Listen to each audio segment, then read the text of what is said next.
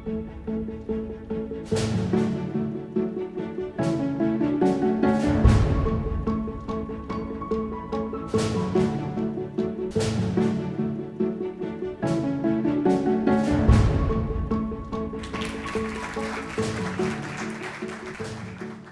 name is Mohammed Alghanemi. I'm a petroleum engineer from Kuwait Oil Company. Currently, I'm doing my graduate studies at Colorado School of Mines. I'm going to present, inshallah, a journey I started back in 2011. It's a 20 years long journey, plus minus. It's about enhanced oil recovery, sustaining production, and unlocking additional reserves. But I like to rephrase things in my own words. Producing the non-producible oil. That simple. Starting off, oil has been discovered in 1859, Pennsylvania, Titusville town. Ever since, since the 20th century, oil has been the main fuel, a dominant contributor in the economy. But most people don't know how much they will produce of that oil. Can someone give me a percentage? 90%? 80? 70? Usually we produce only 1/3 of what's down. 2/3 remain. And that 1/3, we call it reserves. احتياطيات نفطية.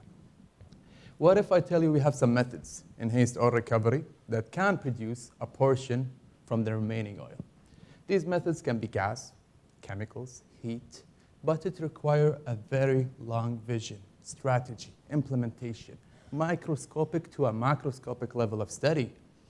Starting off, you can see on the next slide, there is a timeline. It's a 20 years old long. We started in 2011. We asked a very simple question. What is our true potential? كم رأس المال? Are we overestimating our oil? Are we underestimating our oil? Once we reach to a decision, we move to the second step. Those methods, what is compatible to it?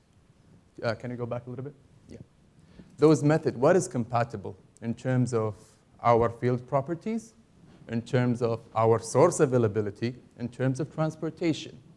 Then we have reached that chemicals, injecting chemicals in the reservoir could be beneficial, can produce my oil. And these are biodegraded chemicals to the environmentalists, to keep we care about the environment. So we moved on and we started laboratory. We took core samples from the field. عينة كبر إيدي تمثل المكمن. And we started injecting, hoping to find that promising formulation. And then we moved to the most annoying stage, the third one. It's a back and forth process.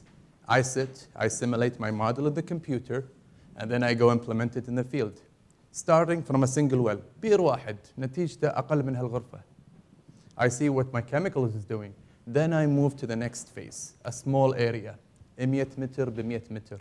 And we inject and we start modeling. This is the step that we have reached so far.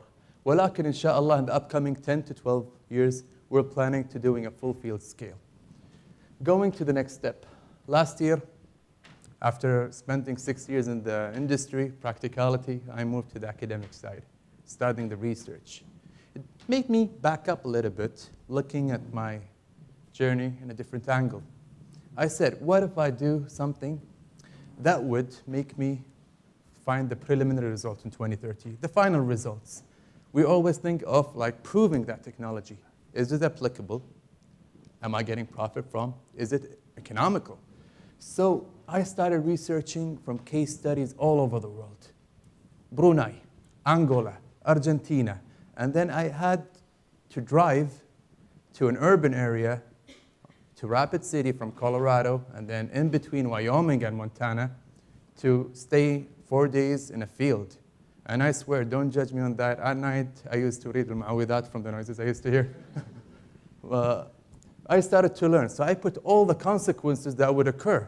What are the consequences? And then we moved in my master's. I modeled the whole formation, the whole field, and I put all the bad stuff to find a different portfolio, the really good, the average, and the bad. And I'm not an economist, but I applied simple economics that would send me a message. Is that project going to pay for itself? Either yes or a no. Is there a surplus? Either yes or a no. Then looking at my vision. Currently in my timeline, this is my master's. It's red, but weirdly orange over here. Inshallah, after 1 year, when I get more field data, I will apply to optimize the chemical design for my PhD.